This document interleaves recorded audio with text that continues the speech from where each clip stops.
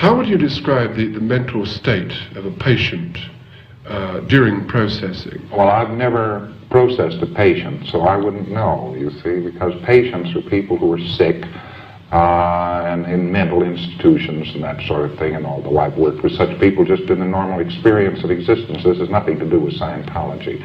But how is he? He's wide awake, bright alert, quite interested, and he is examining things which he had never examined before, and he becomes quite happy about it. Doesn't he get introverted looking into his unconscious mind? Yes, but he introverts in order to extrovert. In other words, he is actually handling the things which cause him to be introverted. And when he has handled those things, he extroverts. You've mentioned a lot about freedom of the mind, Mr. Hubbard, but often this can be mistaken for a form of anarchy, where the person is under no discipline whatsoever. Well, you find out that man has to be put under discipline to the degree that he is aberrated. And man being basically good, the more you make him free, why, the better his behavior is, and we have I don't know how many case histories that prove this. You mentioned aberrated. What does that mean? Aberrated. Aberrated is a crooked line. That's the definition of the word. It comes from light traveling in a crooked line. And man's thinking is very often in a crooked line. So he gets from point A to B through so many different points that he never does arrive at B. And that is called aberration. And when you straighten that out, and he can think straight, you might say, he is no longer aberrated. Does it tend to make his personality rather negative in any way? No, no. Whatever he is, there's more of him.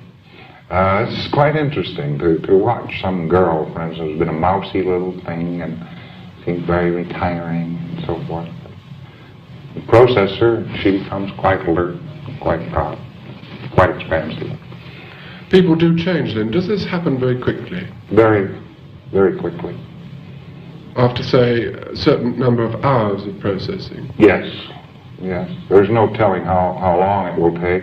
Sometimes it's 20 minutes for a certain level. And can you register their progress? Oh, yes. Well, of course, there are tremendous batteries of tests which register this. There's such a thing as reaction time.